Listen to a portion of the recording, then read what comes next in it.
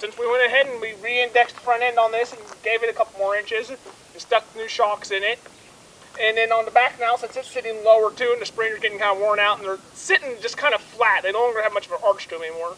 So we're going to stick a set of air ride Hijacker shocks in it. And we'll see on how that improves it.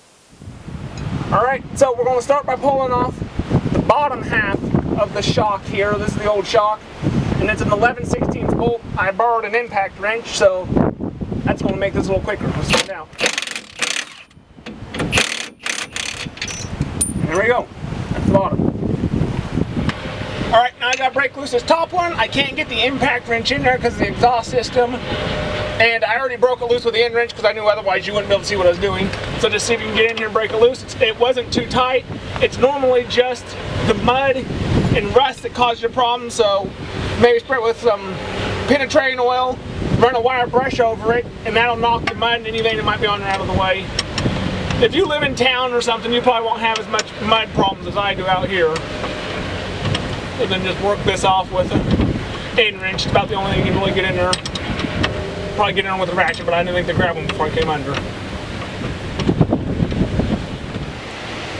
Alright, once you have it off, you just kind of wiggle this shock loose.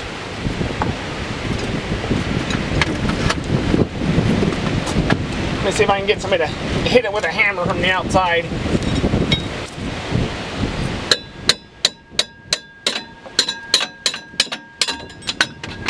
There you go. There's the old shock. Get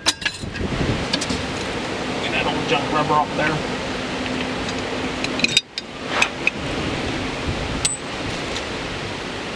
Now these next washers it comes with, these washer or spacers, whatever you want to call them, they're about 1/4 inch thick or so.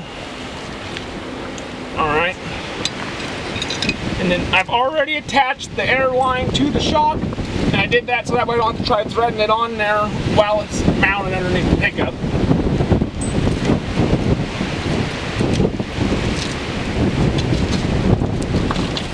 That slid on there like that.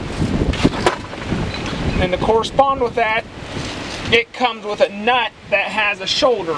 And that shoulder slips in there and makes up for where your shock is mounted over thread and not mounted on that solid section of the bolt.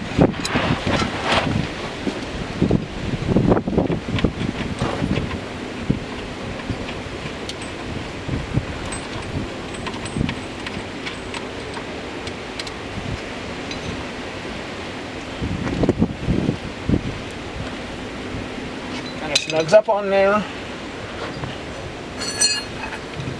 And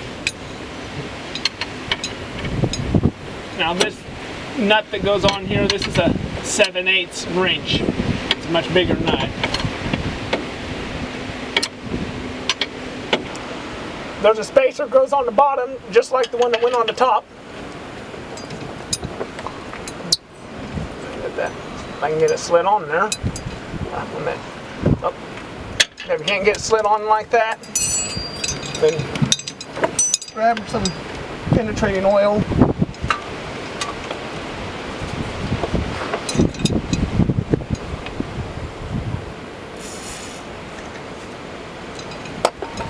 Give it a little spraying and take your wire brush and kind of clean it off a little. It'll just they'll have some rust and stuff on them from moisture that gets stuck between the rubber of the old shock and this metal stud. So you get that cleaned off and it'll go right on then, or it should. Nothing ever necessarily goes like it's supposed to, but you know. Let's try that. Still not sliding on real easy, but there we go. Just a little precision and it goes right on. Alright, now you got to pull your shock down.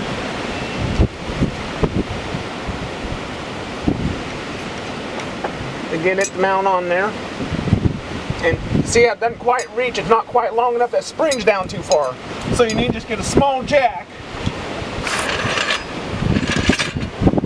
Or if you're doing this and you left the tires on your vehicle, which you can do, you don't have to take them off. I did, makes it a little easier to film. It's about the only reason I did it. We went to the side, and then all I do is get a jack underneath the edge here and just pick the axle up slightly.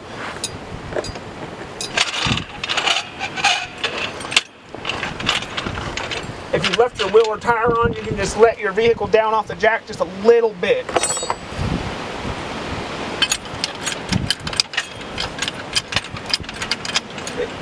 That's all it takes, just a little bit. It should just slip right on there. A little more. And there it is. It's on there, and we're going to leave that there until we get that tightened up. And I'm reusing one of the cone-shaped washers. Putting that on there because it only comes with the one shoulder nut. And I'm assuming that I'm putting it on the right spot. These really didn't come with much for directions. Make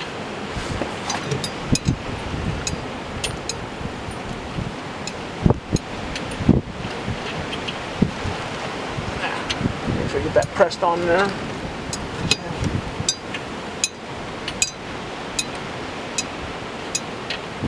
If you don't have enough room for your lock washer, then try threading your nut on and see if you can. Oh, I just got a tight spot in my nut. Let me try the other one. These are used nuts. I didn't think to get any while I was at the store, and so if you were at it while you're getting your shocks or at the hardware store or something, you might want to just pick up some new ones.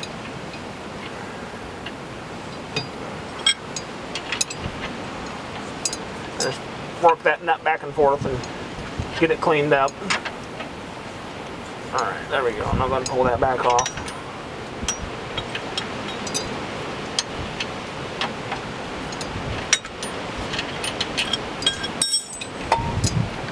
Go ahead and put a little bit more penetrating oil on there.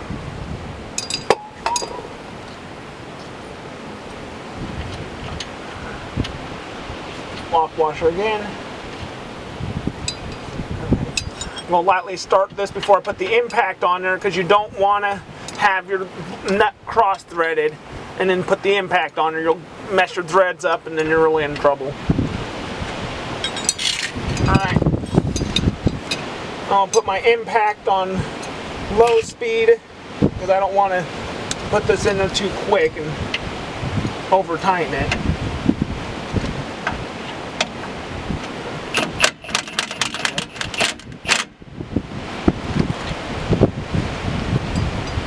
I think that's on.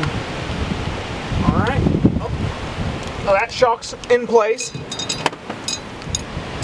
Okay, now to put them on, it comes with these little plastic clips, and the body on this vehicle has them, or the frame. Some do, some don't. You can drill holes otherwise. They just clip in, and your hose clips in there. I'm mostly just zip tying the hose up to get it out of the way for right now, because I am going to put in a steel line later, and a reservoir, and even an air pump. So we'll do that here a little bit later on. Alright, I'm going to go and get this hose in place underneath here. Alright, for right now, I just ran the valve stem out the back of the pickup where the tag light used to be, and that's just temporary for right now. And then we are going to install, like I said, an air tank and steel lines, and that's what it'll have permanently. So I just put it out here for right now, and that should work.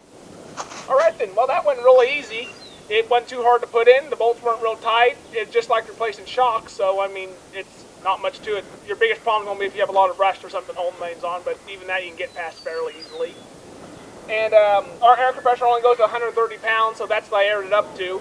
And that gave us over 2 inches. And we hauled a load of wheat seed in this that weighed out at just over 1,100 pounds. And even though that's way too much weight for this little pickup, it didn't sit down much at all. It had no problems at all when we were hauling it. It wasn't weavy or anything on the road.